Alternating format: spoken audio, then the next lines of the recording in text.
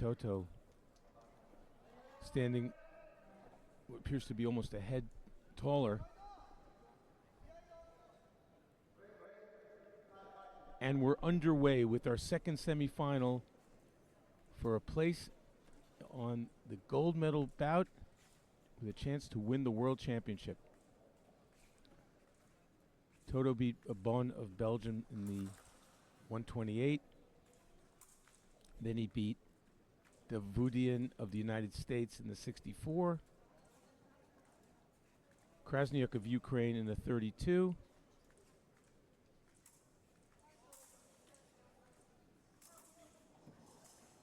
Sevavice of Turkey in the 16. And then Robinson of Australia to get here.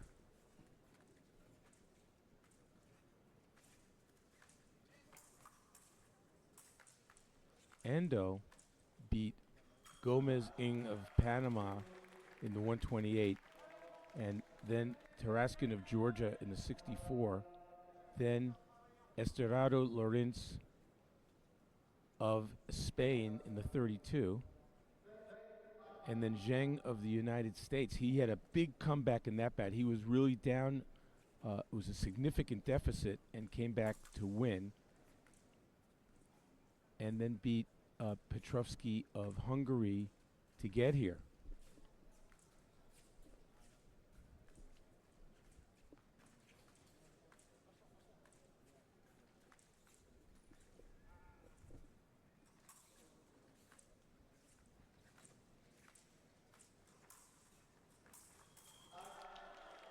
Oh, Ando had that one. He did a little beat attack and just glanced off the leg, it appeared, the thigh, and then he got hit. So you could tell this is going to be a battle of the length and reach of TOTO versus the explosive footwork of Ando. That was pretty quick on that, just didn't put the light on.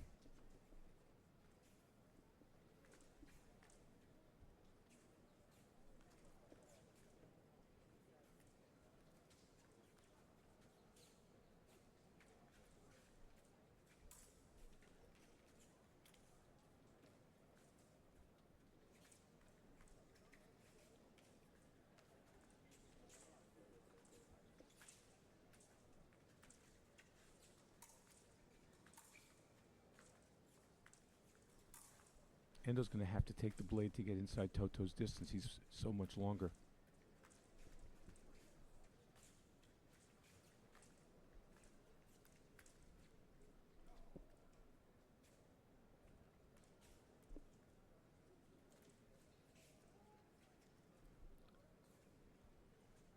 If you have 1 minute of no touches scored, which just happened, it's both fencers get P yellow cards for passivity. They both get it. If it were to happen again, they would each get a P red card, which it would be a point for each. And then if it happened a third time, a minute of no fencing, it would be a P black card. The person in the lead would win, or the person who was higher seeded coming into the competition would win. It's not going to happen, but just letting you know what could happen.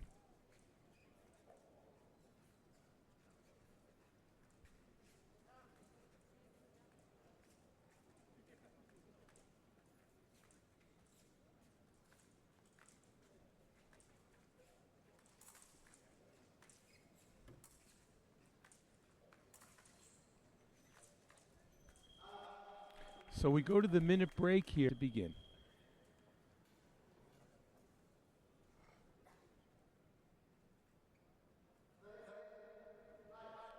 We're underway with the second of 3 periods here in Rio de Janeiro.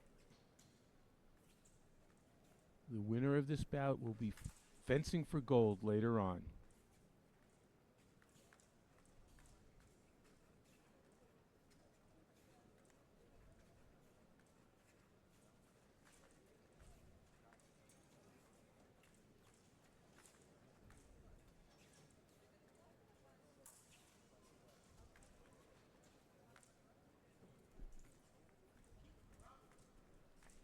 Just did a little research, and if we ever got to a P black card and the score was tied, the winner would be Toto because he was seated 54th coming into the event, and Ando was 103. So put that in the memory bank. We probably won't need it. But we're about to get P red.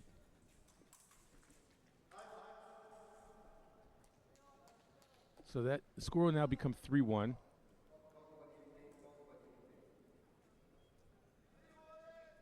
But Ando has still not scored a touch on his opponent. Looks like he's struggling there a little bit with his leg. Now the pressure is on Ando Kyosuke because if a minute were to go by for the rest of this bout without any touches being scored, well, he'd lose anyway because Toto's up. So if the score was tied, he'd lose as well.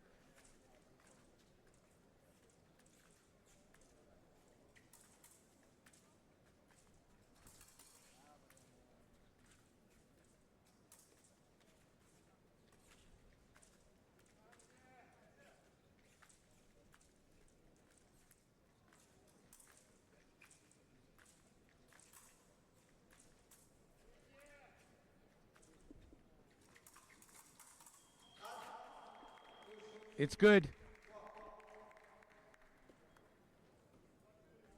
As I think Ando's in trouble with the leg a little bit. Seems to be favoring at the front, the right leg. Look at that, he's limping.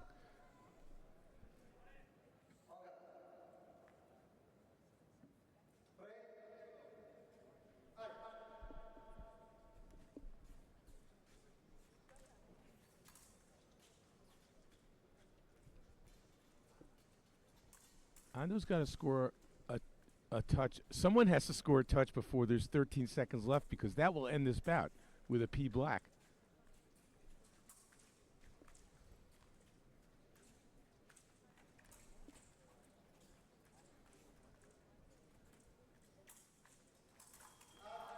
So, Toto finally blinked.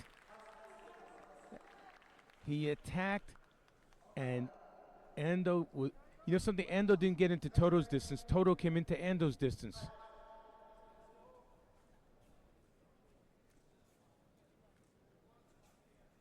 So we're inside a minute when that touch was scored. So we don't have to worry about P blacks at all for the rest of this period. Starting again next period. Interesting that all of a sudden Toto's getting a little anxious there. He got hit on the last time he tried to attack.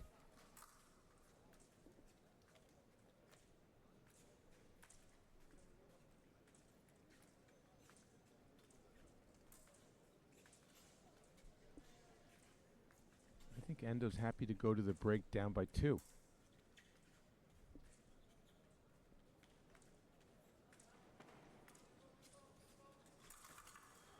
No touch is passed. Well, he wasn't actually so happy to go to the break down by 2. He's lucky he didn't go to the break down by 3 because Toto parried that attack and had a chance to hit him on the riposte. Didn't.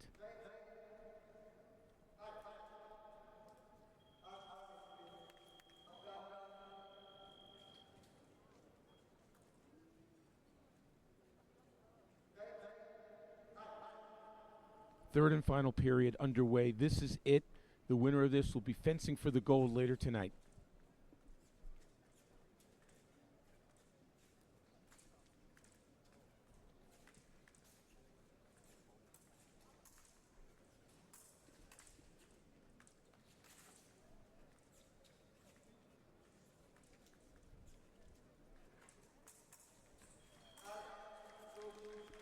So Toto basically set that up by feinting on the attack, not really hitting, and then scoring on the remise, angling his body so Ando was not able to reach.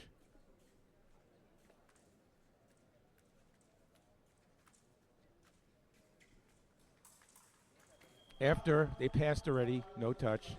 Can't score after you passed your opponent.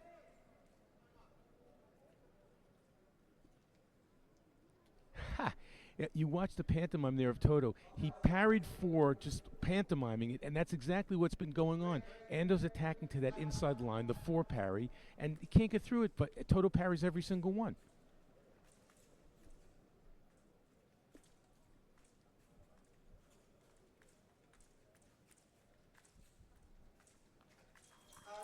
Oh, and a nice flush attack by Toto. The problem here, you can see he's struggling on the leg. He's only worried about setting up an attack, and he's vulnerable to that happening. So now that 4-touch differential is huge.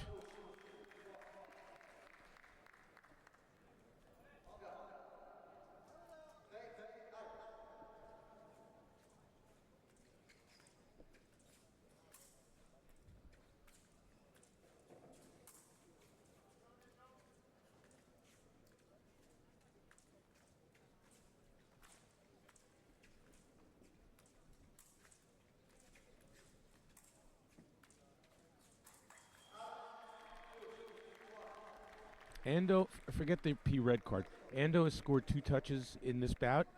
Both of them have been with Toto attacking. So that's all you need to know. Toto probably doesn't need to attack and take that risk.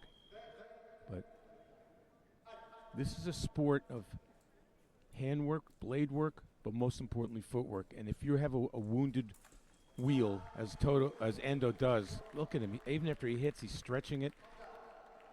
He's not out of this yet, though.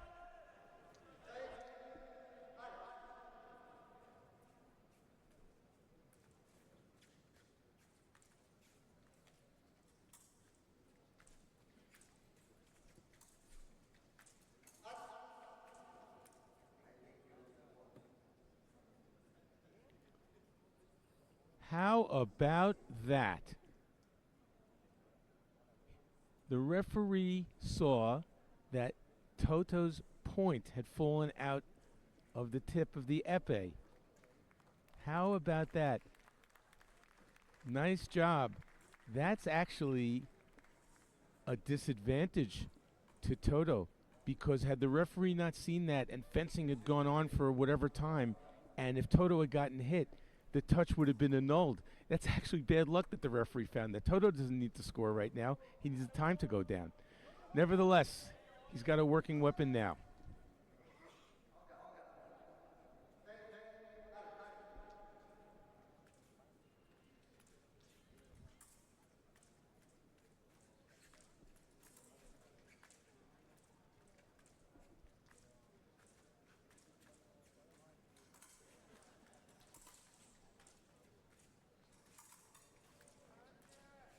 Final minute.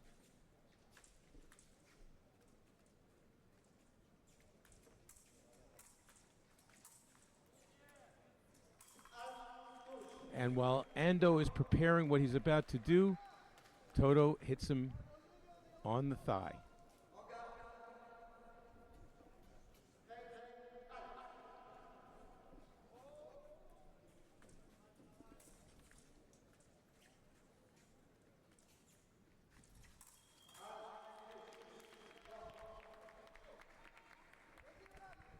Another time Toto attacked and failed. He should not really attack anymore. Maybe feint attack, but no more attacks. No need to.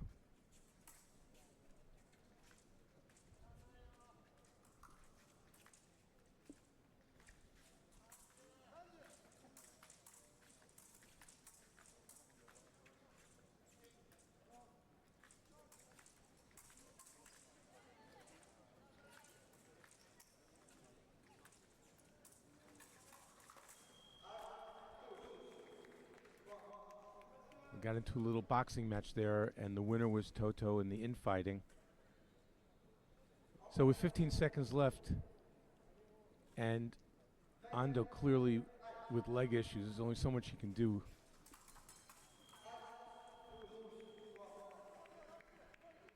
Hiroaki Toto of France will be moving on to the gold medal match.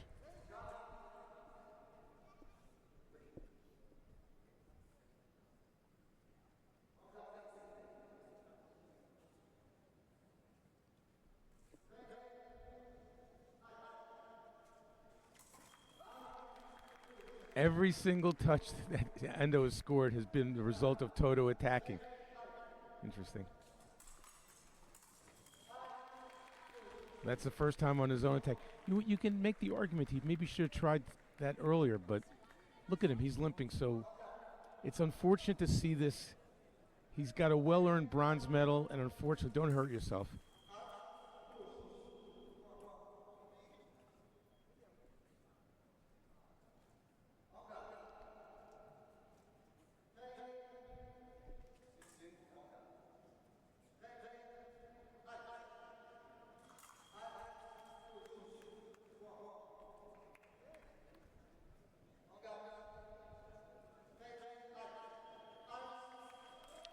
A valiant effort by Ando Kyosuke of Japan. He earns a bronze medal, and clearly he was competing with a compromised footwork with the injured right leg.